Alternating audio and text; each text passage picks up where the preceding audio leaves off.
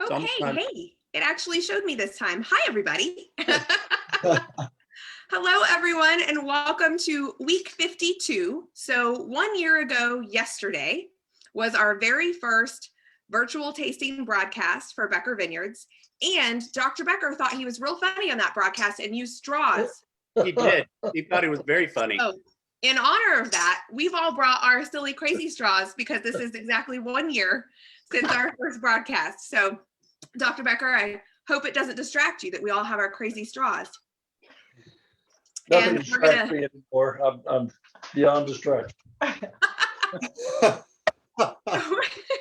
My name is Rebecca Nelson. I'm the wine club director out at Becker. We have a fabulous panel with us tonight. Of course, we have Dr. Richard Becker, our owner and proprietor. We have Jon Leahy, our winemaker. We have Bret Perrenoud, our general manager. And we've got Bobby Totten, who is our assistant tasting room manager and coordinator there. And so we're all going to walk you through these fabulous wines that were chosen by you to be the wines that we did today. So we're going to start out with the GSM.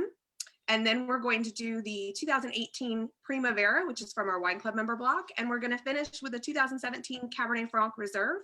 So I'll kick it over to the gentleman to get us started. If you have a crazy straw, you should really use it. Cheers.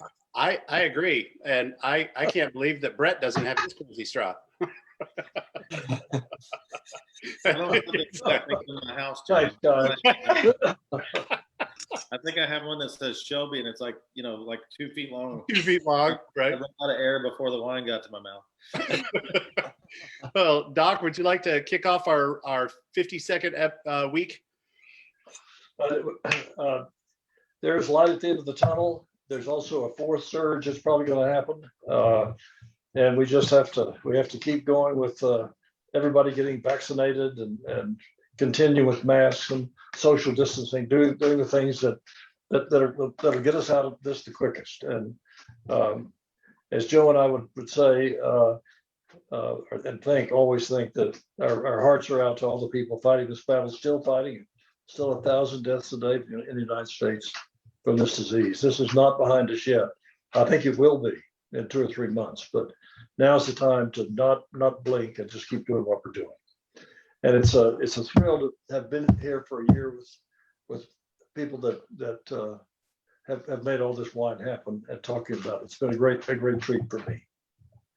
Well, with that, I think we should kick it over to Bret. And Bret, would you take us through this first wonderful wine, sir? Well, I want to say something too about this little process of learning how to do Zoom. I mean, we the first week of this, I think all of us had to learn how to walk and chew gum and spit and throw at the same time, and it was pretty incredible. And I always tell people, I think the one good thing that's came out of this, at least for us, is we've been able to get this media going where our customers can get access to Dr. Becker and Joe and John and Bobby and Rachel and Rebecca and all the people at the winery that have been on these things. And I think that's one really big positive that's come out of this. I think as we go forward, we've talked about it. We're going to continue to do these things, but it did kind of force us into something that we probably should have been doing a long time ago, where we had a media outlet for people to get access to ask us questions and all that kind of good stuff. So the GSM, this is a wine that directly came through. We a need, I guess, or a want to produce these Rhone style wines that we're very proud of, and we know we can make well in Texas. For a long time, we've been able to get them from different growers. And again, when we've had different wines, we've kind of always used them, but we had a focus that we had enough of these that we could put it into a general market wine that goes into distribution. And that's kind of what our thought was when we went into this. I love it. I think that the light body, aspects of it are really, really neat, but I also think that it's still full bodied.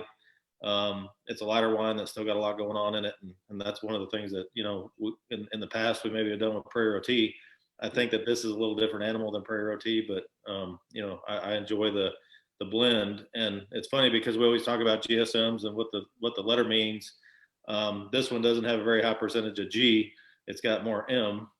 But we dang sure couldn't call it MSG. But that's I don't know. It's pretty flavorful. Umami. Yeah, umami, exactly. Well,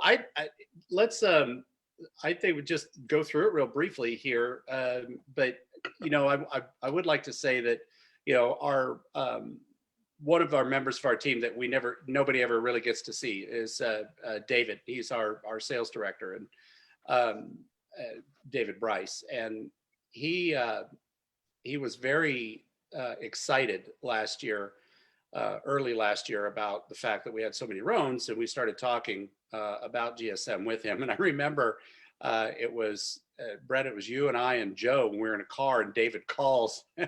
We had this long conversation between the High Plains and back home, off and on. All the way home, if you could imagine. Yeah. I mean, we talked to David. You could leave Lubbock and arrive in Fredericksburg and never miss a beat for that 7 hours, right?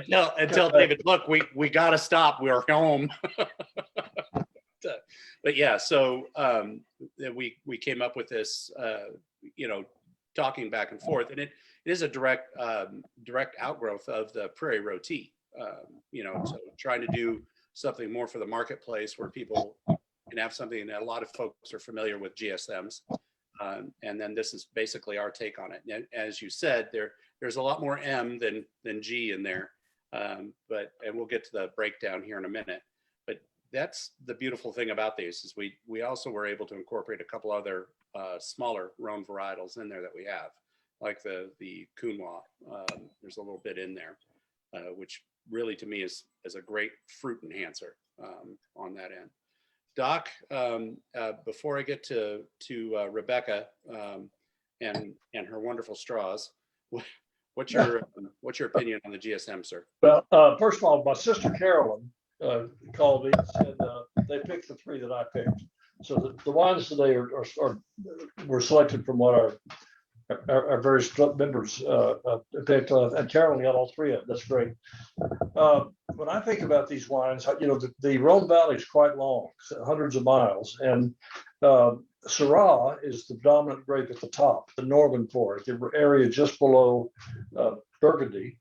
Grenache is the predominant. Oh, Ed, looks like somebody froze. and right in the predominant. Right at predominant. I like that. I kind of like the picture. Sums it up. It does sum it up. While we wait for Doc to come back, Rebecca, can you give us your take on the GSM? Sure. So I will say I have two different straws, and it tastes different out of each straw. Wait, yeah. We talk about the glassware making a difference. So does the straw. But one of the things that I really love about this GSM is the depth of flavor that it has, the different aromatics that you get that you don't always find in the same wine. So you get these great fruit notes. You also get this really nice black pepper note to it as well. And I think those combined together make such a very deep, really, really great, wonderful wine that's so full of complexity that I just really, really enjoy it. And it feels like every sip I take, I get, a little different inflection in this wine. And I really enjoy that a lot. Mm-hmm. I really like the fruit, and having this decanted here for a few minutes, it's just been absolutely fantastic. Yeah, I think I opened this just about 45 minutes ago. And it's doing a really wonderful job. Bobby? Here. Oh, there he is. Doc back? Back. Okay, Doc. Okay, you're muted though, sir. Oh, there we go. You're back, Dr. Becker. Back. All right.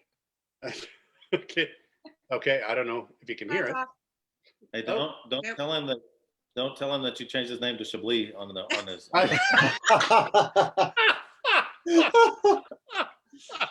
Oh my gosh. Chablis, you, Dr. Becker?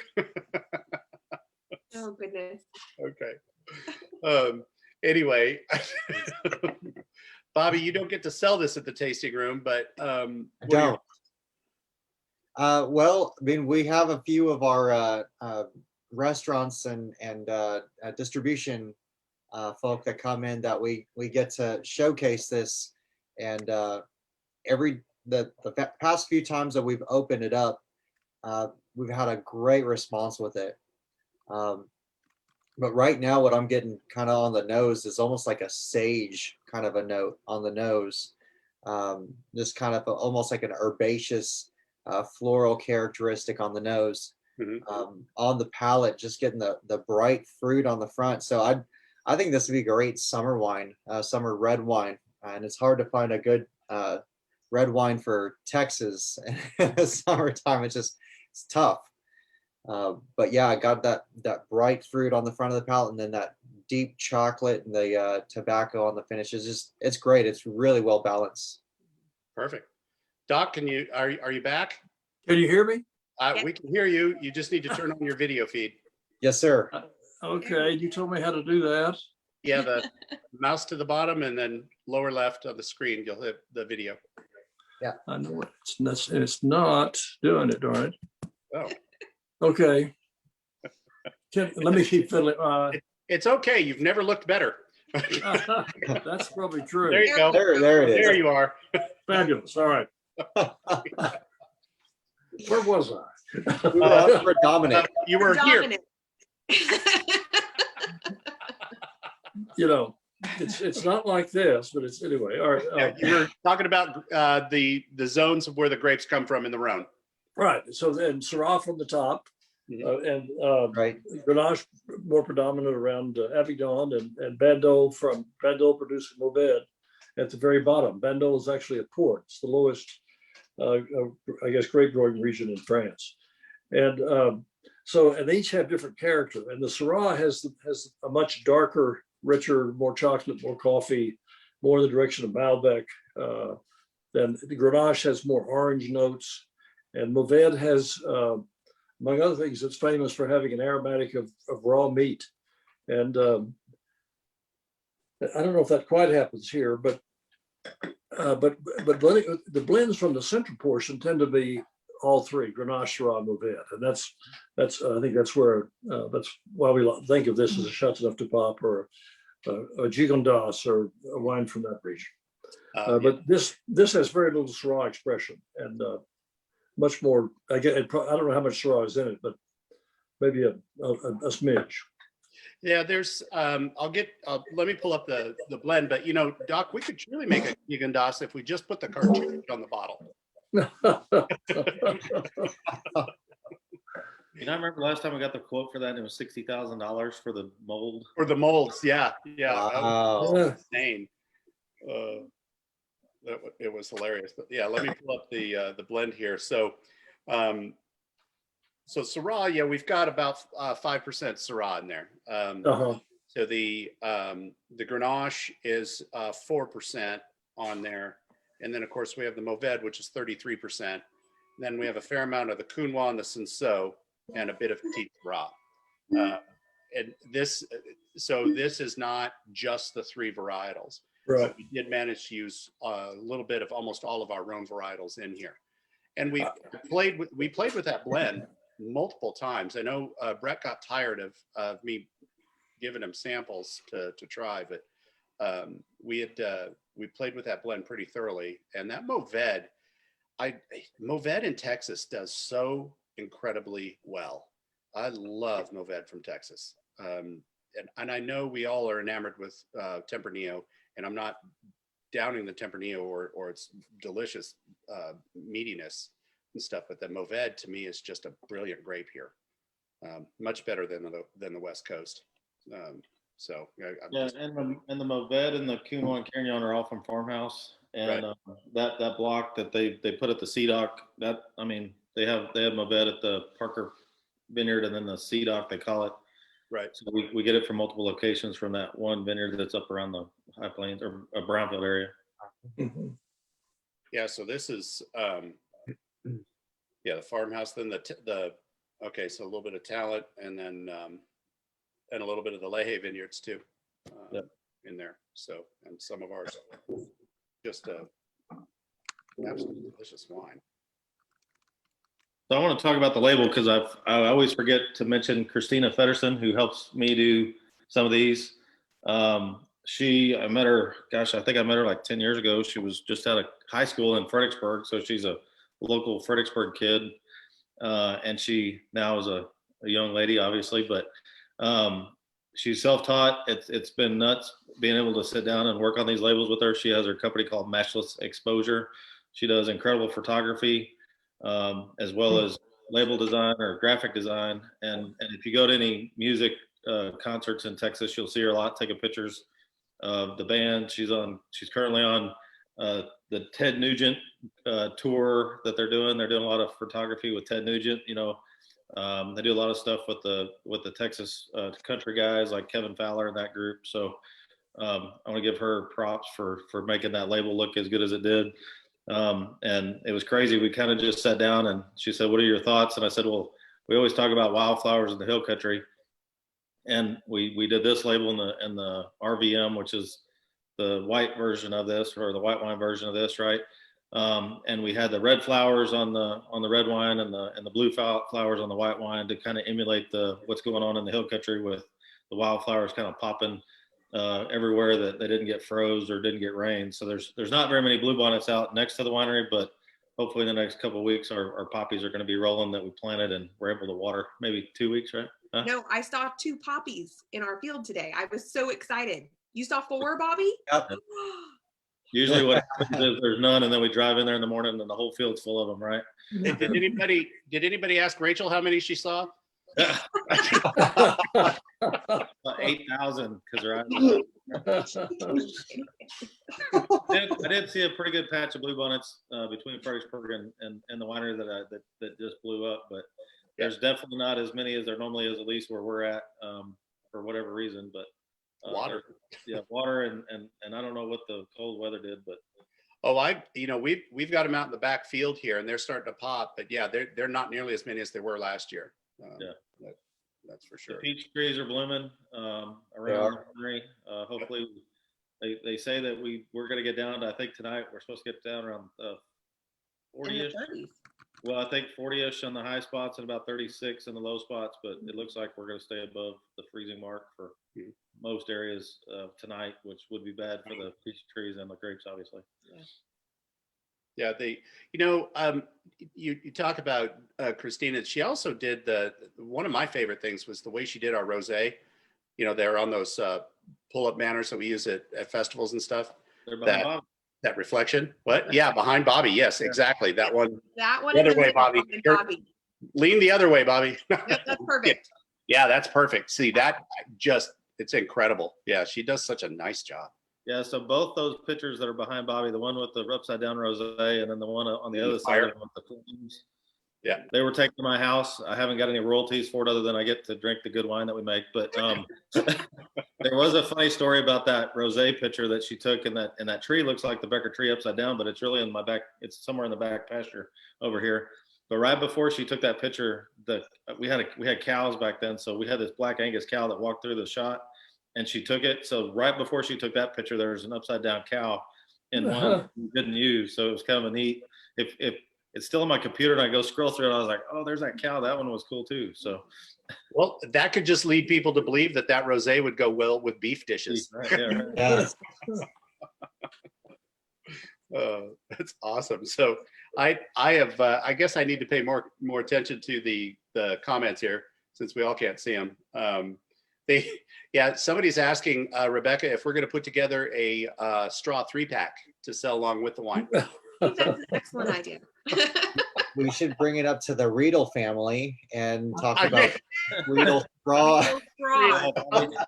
Right? Yeah, I think they might void our contract. Probably. True. Well, if there are no other comments or questions on the GSM, why don't we go to the next beautiful wine? And Rebecca, would you introduce this, since this is integral to the wine club? So excited we're trying this wine. So it's been kind of crazy because we were so excited to get to release this. And then of course this got bottled during COVID. So we couldn't have a proper release party, but I promise you, once we're open back up to that point, we will have a proper release party for this wine. So this is our 2018 Primavera. Primavera, of course, is one of the La Quattro Stagioni series, which are traditionally a wine club member only wine anyway. But then this is the first bottling that has grapes from our very first wine club block vineyard. And so this has the Sangiovese from our wine club member block that's just off the pavilion right there, between the pavilion and the lavender house on the lawn. And so this was the very first one we did. So that 58% Sangiovese that's in this blend, that's the wine club member block Sangiovese. And we were able to put very small, but still on the label that this is wine club block. And so it was just really, really cool. And I was so excited to get to try this and to get to have it. So I'm really looking forward to, once we're open back up, having a proper release party for this. But I love this wine. I've gotten to try it multiple times, thankfully. And I really, really love this. I don't know how you're going to explain the blend on this, John. I'm going to turn that one over to you. I can Well, tell you, we tried to make a straight Sangiovese Mhm. a million times, and it needed something else every single time we try to make it. And again, this kind of goes back to what we always talk about, is that we could have made a wine club block wine that none of us were very proud of with the Sangiovese by itself. It's not a bad wine on its own. It just wasn't as good as what we wanted it to be to put the Becker name on the label. And that's why I think John ended up doing I think you did at least 50 versions of this too. It seemed like an awful lot. Yeah. And it took us a while too. I mean, we were getting wine club members who were getting a little frustrated about not seeing their wine. And I told them, look, it takes more than 3 weeks to age. But yeah, though I always like to pair Sangiovese. I like to try it with Barbera, certainly, and Nebbiolo. But I also like to try it with Merlot. And occasionally I'll try it with some Rhones, just to see where it goes. Did you say rum or Rhones? Rhones. Rhone. Just cracked out. And, a little wine of rosé. No. Sangio does make a great rosé, by the way. It really does, but you need to direct press it. And I didn't think anybody wanted me to direct press the entire Sangio harvest, since it was only a couple of bins. But True. but the Barbera, a little bit of Cab, a little Petit Syrah, and a little Merlot in here. So yeah, there's 57% Sangio, 58% Sangio. I don't have the bottle right in front of me. Yeah. Barbera, about 17-18%. Yep. Cab's about 10-12%. Then we've got Petit Syrah and Merlot that vie for the next two portions. The art of blending comes down to two things. You can be slapshot, or you can really try to make the best wine to accentuate what you're trying for. In this case, the Sangio. There's a lot of Sangio characteristics in here. Sangio, and I want Doc to talk about it too, because Doc, didn't you meet the guy that planted the first Sangio in Northern Italy? I was there. Yeah. I dug the hole. Yeah, I remember. It's been a while. Yeah.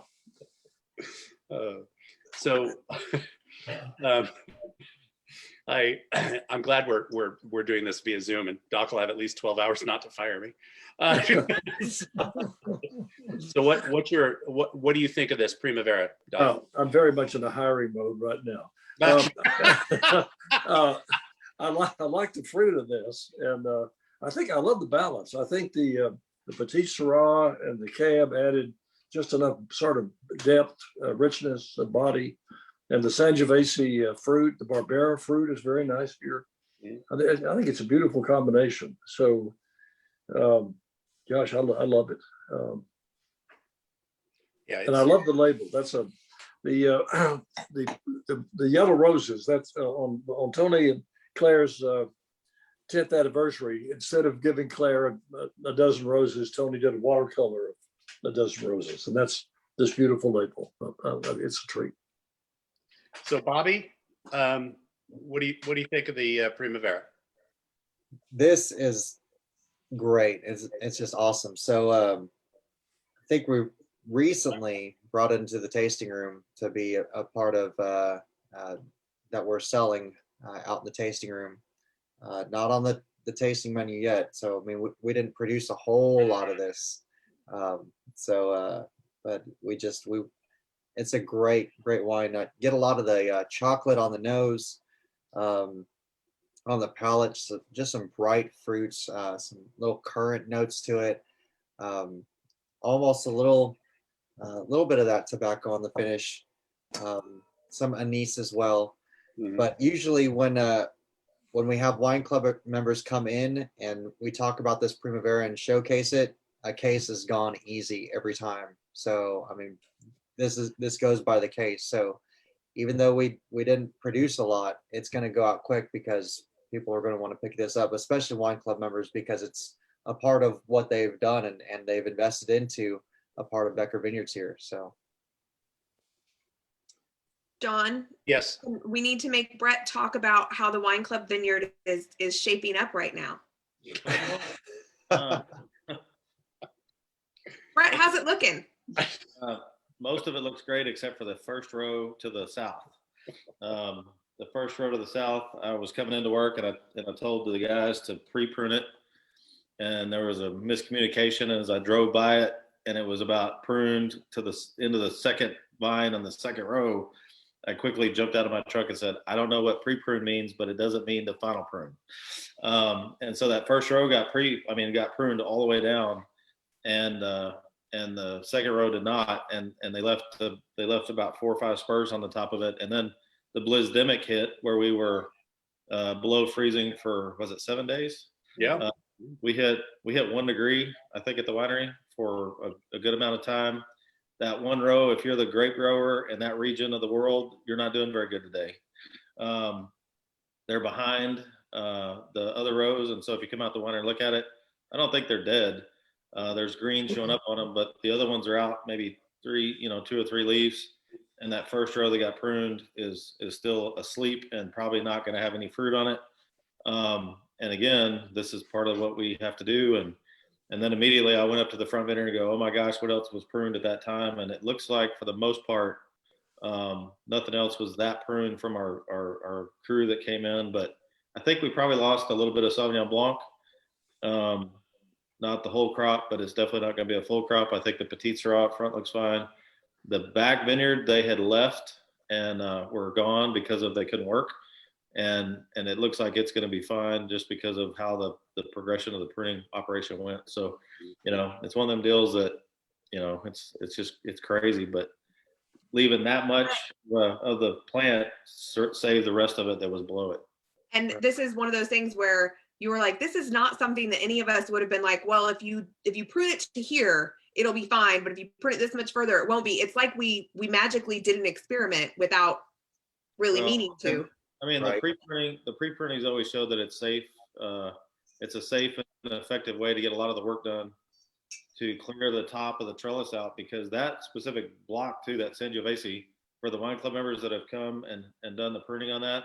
I remember that one year we did they came and helped us pre-prune, and we brought out the little pruning shears for that group. And that Sangiovese is very vigorous, and it's like we should have bought 50 sets of loppers instead of 50 pruning because they physically couldn't squeeze yeah, to make the cuts because the vines are so big. And I just think it's obviously it's not something we did on purpose, and we would never do this again if we had a choice. And again, a lot of the high plains growers that have to deal with that cold weather, a lot of times they leave, that tall spur on that vine so that they can come back and knock it off later to kind of have insurance that they're going to have a crop. But it's a labor thing because you have to make multiple passes through there to make that work, instead of just taking it off all at once. Right. Some people let it turn green and then come back and cut it, but it's real hard for workers to cut off green, viable plants. A lot of times if they do that, they leave it too tall. But that's just one of the things. It's a vineyard practice that you use to kind of combat the freeze. But I'm actually surprised we didn't have more big time winter damage. Being 1 degree, we should have had a lot more split trunks.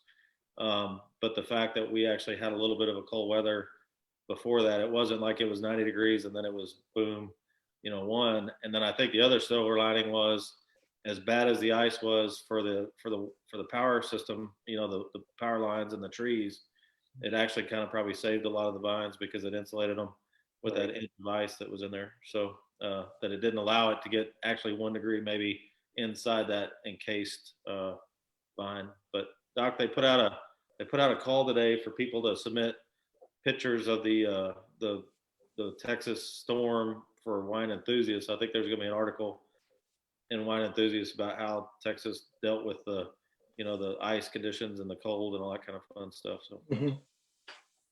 Cool. It'll be interesting to see.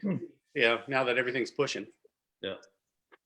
So what do you think on that the new block of Grenache in the back? So this would probably be like the first year that we harvest on that.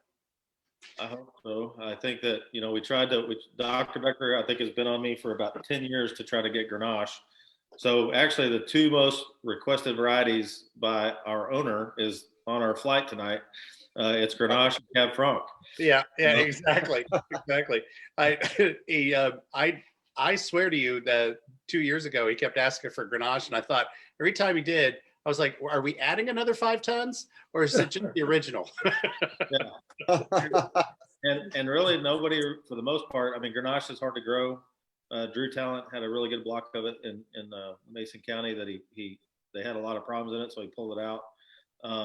And again, we have some growers up in Lubbock or up in the High Plains that have added some for us, and it just takes time to make that work. But I do think that for probably 3 years of Saturday straight, Doc would come into the meeting on Saturday and say, "Is there any more Grenache or Cab Franc?" And I'm like, "Yes, sir, we're working on it." Yeah. So It's on your owner bingo card. So,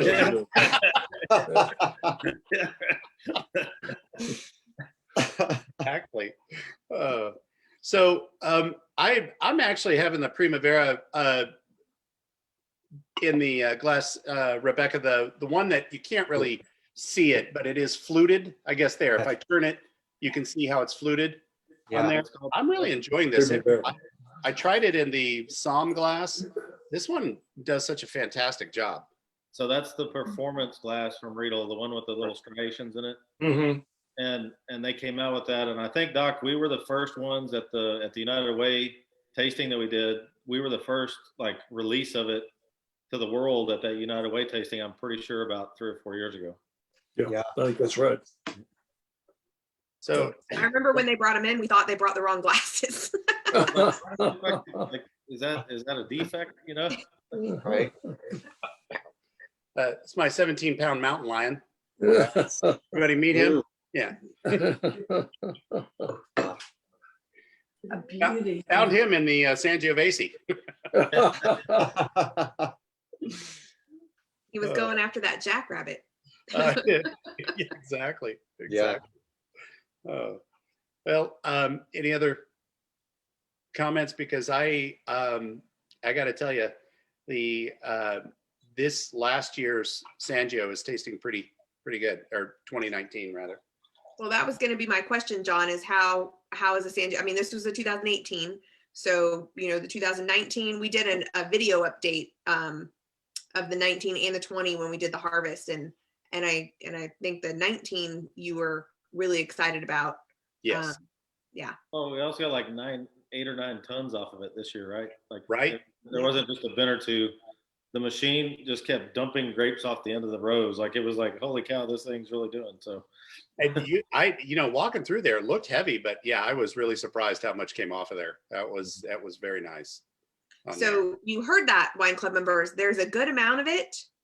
Mm-hmm. It's in barrel for a while now. Now's the time to start your phone calls directly to John to keep him on point and on task about the Sangio. Extension 320. Yeah, right.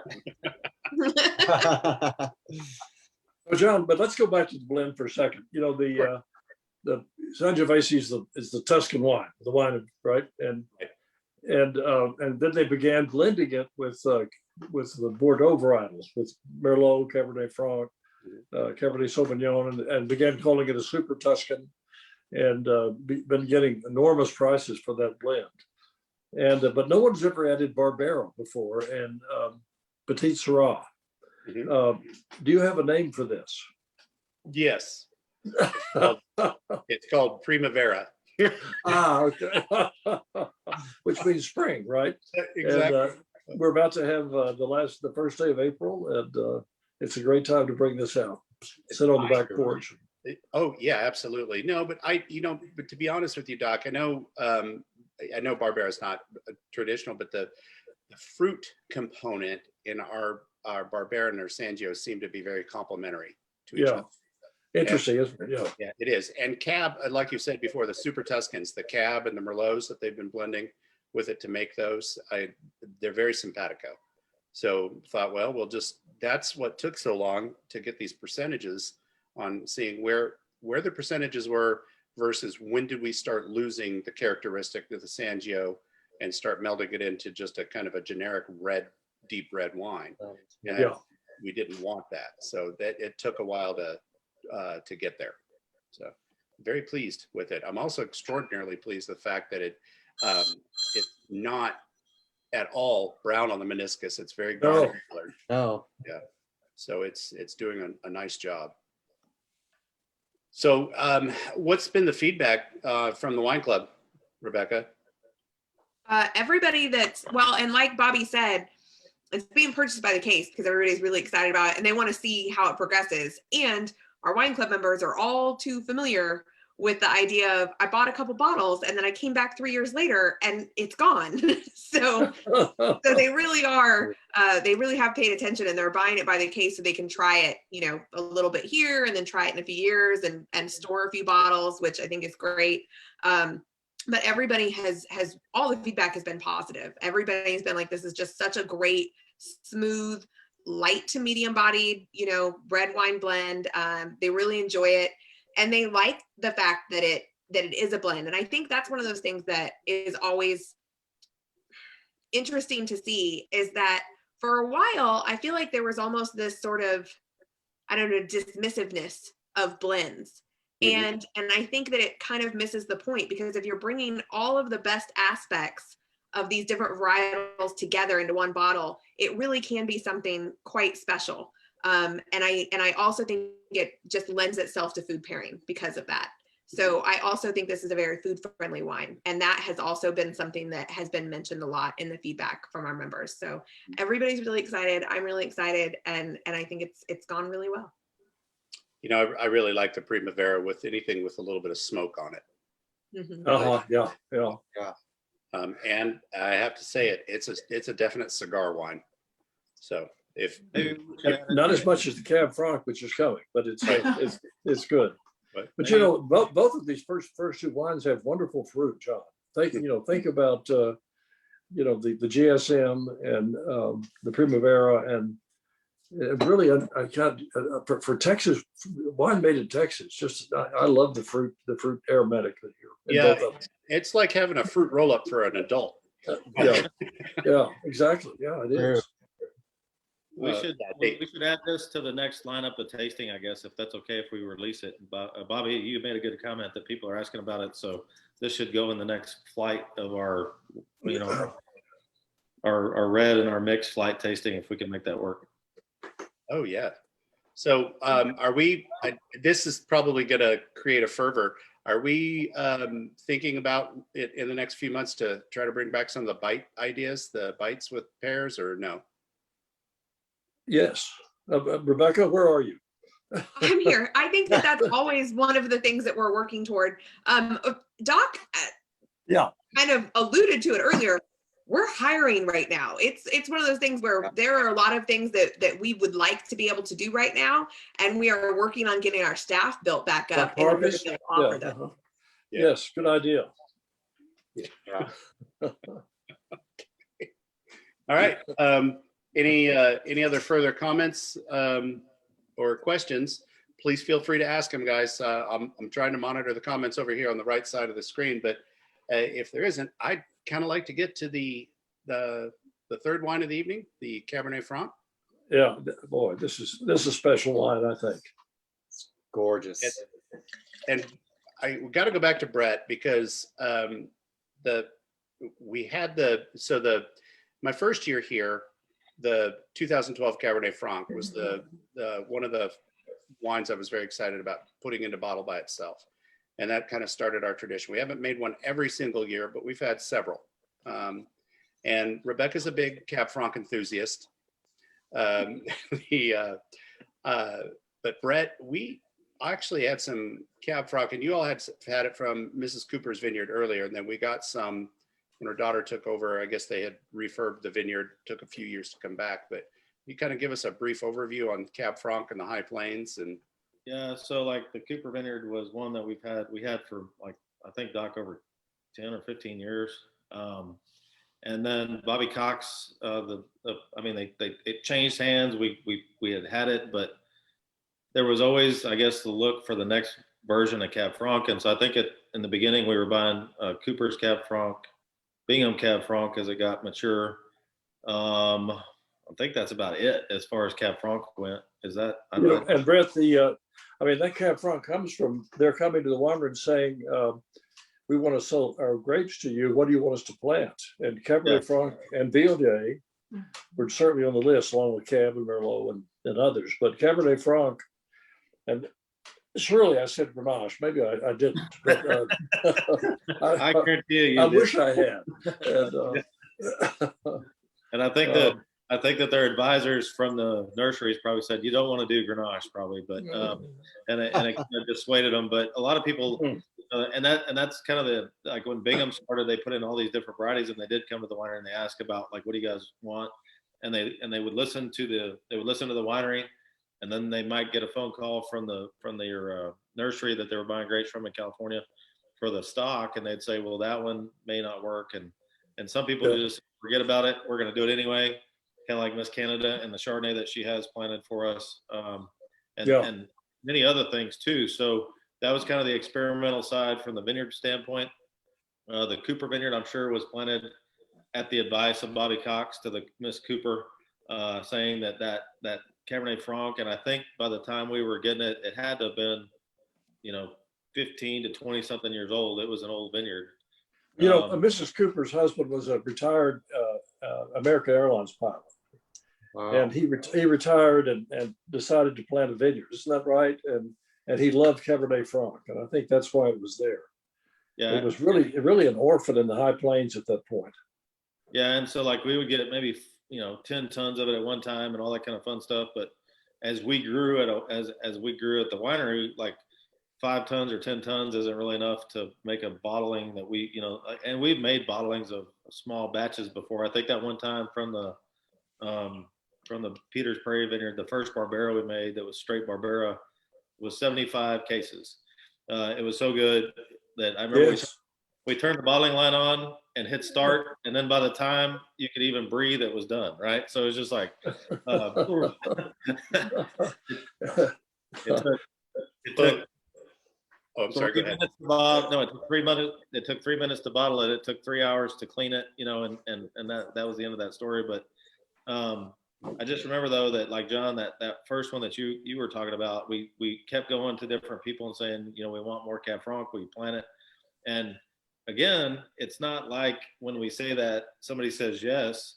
It takes 5 years from the time that person says yes, from the time we see the grapes or see the bottle of wine, right? And so that's the unique thing about the business that we're in. It's not just you flip the switch and it's there. You have to wait that time. If we made other spirits that you can just go get the raw product and do that kind of fun stuff, and there it comes. But Doc has always been like more Cab Franc, and so Grenache. Grenache, right? Ready Vineyards, VJ Ready went out and we got a 7-acre block of Cab Franc under contract. That was thanks to me. It's good fruit too. Yeah, and I think Rebecca went on that trip when we were talking to VJ about it. Yeah. And it's like the time that we were shopping for our car when we were going to have kids, and I remember my wife was standing there, and the sales guy said, "What did you think about this excursion?" And she says, "We'll take it." I think that's what Rebecca said when we were Those were my exact words. He had this block of Cab Franc that the contract that he had on it was done, and he was like, "Brett, so I have this other block that you should look at." And Brett goes, "What is it?" And he said, "Cabernet Franc." And I said, "We'll take it." And Brett goes, "She's not allowed to negotiate." Oh, and I was like, all the negotiating skills that I've had forever, I think I remember that trip. Yeah, Bobby might have been there too, right? And again, I think that it's that balancing act of what we need at the winery and how much we need. And again, if we could take 100 tons of this and make it like it is, I think we would. And we might eventually do that, I guess, too, if it starts becoming a little bit more heavily planted within the people that we do business with as far as our different growers. And then Who else has this now, John? This is Bingham and Ready primarily, right? Right. Oh, and Farmhouse. And Farmhouse. Yeah, we get a little bit from Farmhouse, and it's pretty decent fruit. Ow, you damn cat. He's got claws like you wouldn't believe. Yeah, I believe. Well, you know, John, the thing about Cabernet Franc is that, you know, this is just a blending grape, for, not exclusively, but certainly in a number of wines, it's blended pretty evenly with Merlot. But you know, to get it ripe like this is just a gift on the planet, but that's one of the things that can happen in Texas.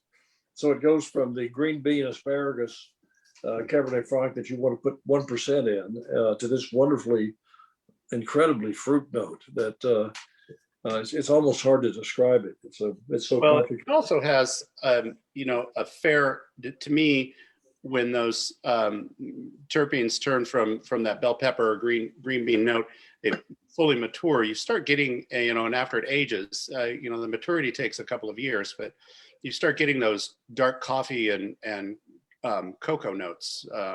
Yeah. The cacao notes that this comes from, and it's got a nice earthiness to it, and that's what I love about Cab. Yeah, me too. Yeah. Yeah. It's Just the Chateau Margaux earthiness. It's the Great Petrus earthiness. It's really wonderful when it's ripe like this. Another, as high as the alcohol is in this wine, you're not aware of the alcohol. It's not hot. right. It has so much richness on the palate. What is the alcohol content? I don't have a bottle in front of me. 15.2. Oh, 15.2. Okay, so I think it was really 15.8, and I was embarrassed to put 15.8. Gotta look at those taxes. It was the 2000. This is the 17. You know, all the stuff Yeah. in 17. I just remember as the grapes were coming in 17 when the hurricane hit. We talked about this a million times, but I think in one of our meetings on Saturday, I told Doc and Joe, be prepared to have a high tax bill for the TTB from the 2017 vintage because we had very high alcohols on everything. yeah. And again, John, I think one of the things that's so intriguing to this about, this wine to me, is that a lot of times people try to make a Cab Franc because they've seen it somewhere, and you try it out of the bottle as a single varietal, and like Doc was saying, it gets that green bean or that bell pepper or that that green pepper note that is. I've had some that are so off-putting that it's probably one of the most dumped wines that I've ever dumped that I can remember, because they saw one somewhere, they thought it was cool, but they didn't really have that fruit note to kind of chill it out as much as this one is. So Yeah, there's a lot you can do to mitigate the expression of those terpenes on how you ferment it, and so it's a very, very important when we get this in. This is one of those grapes that creates the fervor in the back of the house during harvest. And by fervor, I mean me running around going, "What are you doing?" But yeah, the way we handle it is extraordinarily important. One of those things, not just yeast choice. There are a few yeasts that you can use on it, and there are a few you cannot. And then there are a whole plethora of them out there that it doesn't matter. It doesn't help or hinder. It just ferments. So, there are a couple of yeasts that you definitely want to use, and temperature is important, and handling, like I said, and the way we handle that particular lot is extraordinarily crucial. John, let me ask you about the yeast. The first time that we went to Bordeaux with the George McEachern and many of the growers in Texas and early wineries, this is probably in 94 or 5, something like that.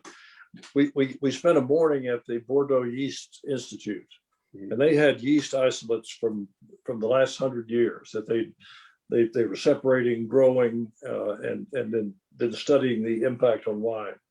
And so I'm interested in what you're saying about some yeasts are so wrong for this for Cabernet Franc. Yeah. Are they from a different region? What's your understanding about how? Yeah, yes. Well, first of all, a lot of our isolates that we use in the wine and brewing industries come from old world wine production. And as extensive as the University of Bordeaux is, the best yeast lab in the world is up in Denmark. They've got an incredible collection. Who'd have thunk it? The Danes went around visiting. That's what Viking means, to visit, and brought yeast back with them. So, but they. But John, something's rotten in the state of Denmark. Oh, Is that- stop it! is that- that's not where it comes from. He thinks the doctor protests too much. One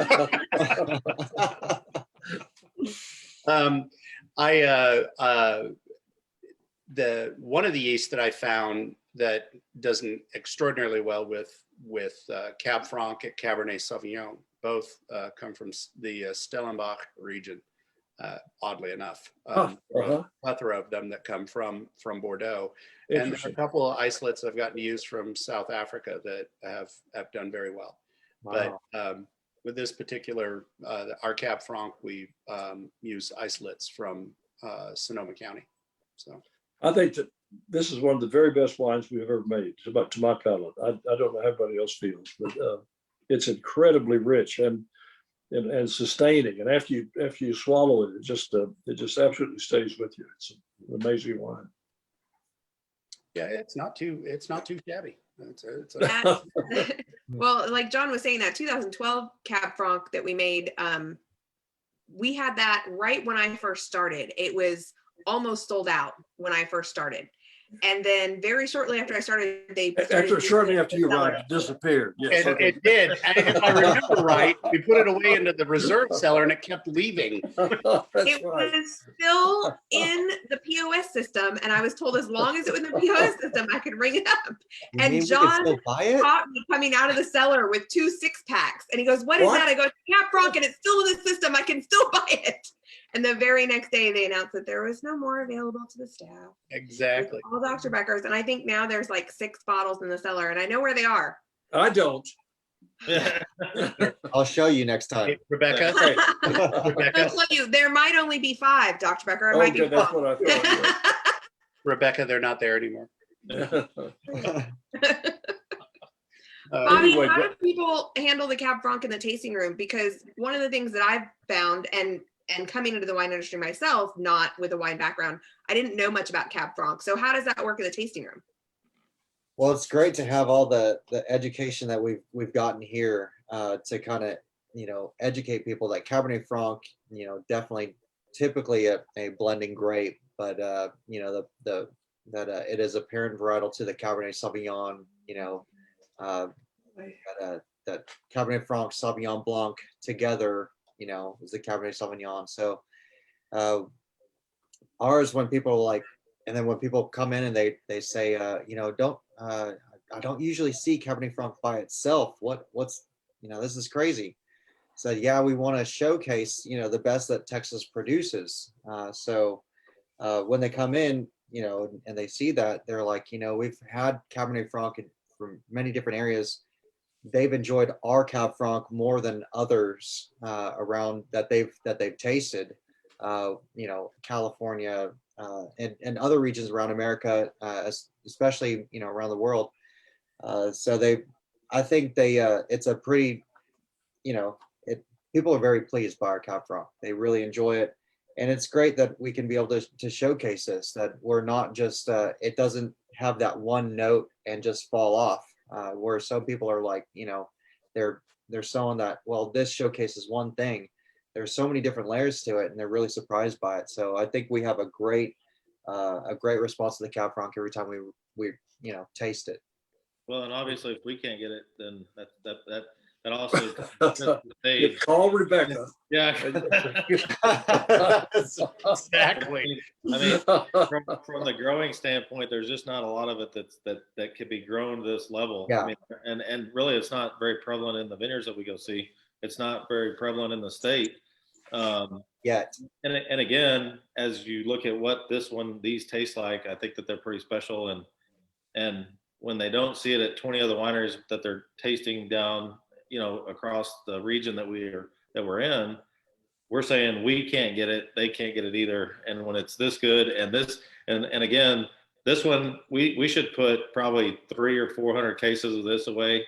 because I don't even think we have that many left, Brett. That won't be possible. No. Yeah, right. The Right. 17 harvest will still go down in the current time as pretty epic in the state. You know, we keep talking about it, but it's going to be a real deal for a long time. Yeah. Well- Also, two other things I want to say about this. This label is absolutely wonderful label. This landscape by Tony Bell, probably a dust storm in West Texas, where we all grew up. And then John, I want you to, the orange notes in this are really striking for me. It's the little bit of Petrus I've tasted has that character. What do you think? Where is that coming from? And also, this is an American oak, John. Was this a mistake, or we're out of French oak? No, Doc. We just we forgot to order that extra load of barrels. I don't blame it. Yeah. So But I mean, I don't. What? The orange zest notes in this, John. Talk about that. Yeah. So a lot of times you'll notice in some. I'm going to use the word inferior, not to downplay somebody else's work, but to talk about the ripeness and the levels of ripeness. So on an inferiorly ripe Cab Franc, it'll express itself as pine. Just that phenolic ripeness is extraordinarily important. That can come across as a little bit of pine, resinous, almost a bitter edge of herbaceousness. When Not it's here. extremely ripe, it comes across as citrus. And that is in Cab Franc. You will find that in really well ripened Cab Francs. You will find that very, very edge of citrus, either orange blossom or rind edge. And let me say also that this has, as you taste it and swallow it, it has a strawberry note that somehow changes into kind of an orange note as it passes through the palate. It's really rare, I think. Do you agree with that, or am I yes, nuts? No, I do. Either is acceptable. But we have to go back, reference back to what Brett was saying about the 2017 harvest. I mean, we've incredibly wonderful harvest for Texas. It is going to be the demarcation point of what a great harvest in this state is. I don't know when we'll have a harvest that good again. We will eventually. The fact of the matter, a third of our state's on the coast.